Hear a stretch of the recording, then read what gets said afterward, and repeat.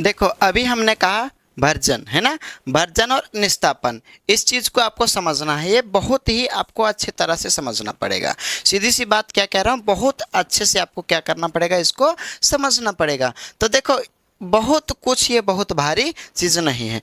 Version क्या है, निस्तापन क्या है, दोनों मिलता जुलता बस चीज़ है। बस ये क्या है, ये सल्फाइड अयस्क से प्राप्त किया जाता है और ये कार्बोनेट अयस्क से प्राप्त किया जाता है। अब देखना इसमें कर क्या रहे हैं। देखो भर्जन क्या है, जब सल्फाइड अयस्क को वायु की उपस्थिति में हम गर्म करते हैं तो क्या होता है, वह ऑक्साइड अयस्क में बदल जाता है ना।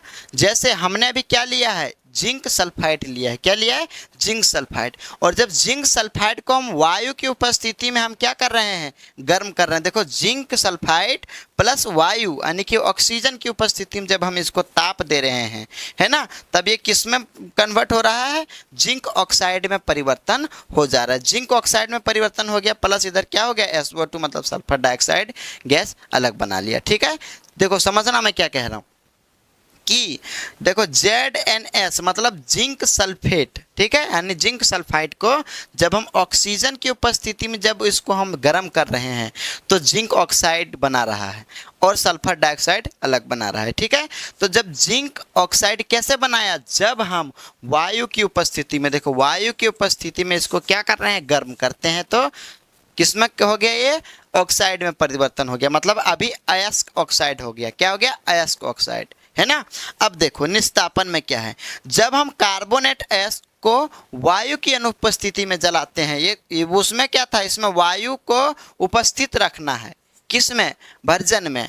और इसमें जो निस्तापन में है, वायु के उपस्थित नहीं रखना है, मतलब इसकी अनुपस्थिति में जहाँ पे वायु नहीं हो वहाँ पे हम क्या करेंगे, इसमें ताप देंगे। ठीक है, क्या करेंगे, सिर्फ ताप देंगे। तो देखो ZnCO3 मतलब क्या, कार्बोनेट अयस्क यहाँ पे होगी कि जब कार्बोनेट अयस्क को वायु की अनुपस्थिति में क्या करते हैं, हम गर्म करते हैं, तो ऑक्साइड में परिवर्तित किया जाता है या फिर परिवर्तित हो जाता है। इस विधि को, इस प्रक्रिया को हम क्या कहते हैं, निस्तापन कहते हैं। देखो आपको दो चीज़ बस याद रखना है कि जब हम सल्फाइड अयस्क मतलब S अयस्क, S का मतलब भर्जन, S का मतलब भर्जन, तो जब हम सल्फाइड अयस्क से कोई धातु ऑक्साइड को प्राप्त करते हैं, किसको, धातु ऑक्साइड को प्राप्त करते हैं, तो वो क्या कहलाता है, भर्जन कहलाता है।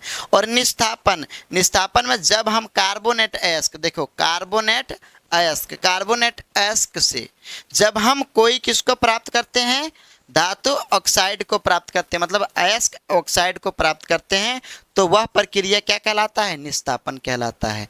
आपको ध्यान ये रखना है कि भर्जन में वायु रहेगी और निस्तापन में वायु नहीं रहेगा। देखो आप यहाँ पे देख पा रहे हो कि ZnCO3 मतलब जिंक कार्बोनेट को हमने क्या ऑक्सीजन लिया है, नहीं लिया है, सिर्फ हमने क्या किया है, ताप दे रहे हैं, उसमें ताप दे रहे हैं, मतलब हमने तापन लिख दिया है, तापन विधि जिसको हम लोग कहते हैं ना, तो हम उसमें ताप दे रहे हैं, तो क्या निर्माण हो रहा है, ZnO मतलब जिंक ऑक्साइड का निर्माण हो रहा है। और यहाँ पे क्या बन रही है, कार्बन डाइऑक्साइड। तो हमें देखो, हमें धीरे धीरे अलग कर करके हमें क्या बनाना है, हमें लाना है Zn, हमें जिंक को प्राप्त करना है, मतलब हमें धातु को प्राप्त करना है ना।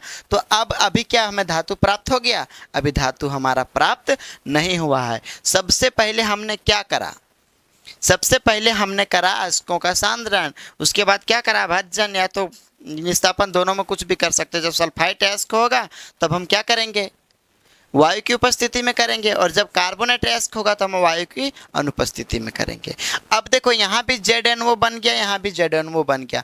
अब जब हम धातु को प्राप्त करेंगे तो हम कैसे करेंगे, इसे विद्युत अपघटन द्वारा भी कर सकते हैं, वैसे भी कर सकते हैं। यहाँ देखो हम क्या करेंगे, यहाँ पे मैं थोड़ा सा इसको मिटाता हूँ यहाँ पे, ठीक, यहाँ अब हमारे पास है ZnO, ठीक। अब हम इसको कार्बन के साथ अभिक्रिया करा देंगे, किसके साथ, कार्बन के साथ। तब यहाँ पे क्या बनेगा, यहाँ थोड़ा सा मैं मिटा रहा हूँ, आपको लिखना होगा तो लिख लेना, है ना। यहाँ पे बन जाएगा तुम्हारा, हो जाएगा Zn+CO, समझ पा रहे हैं।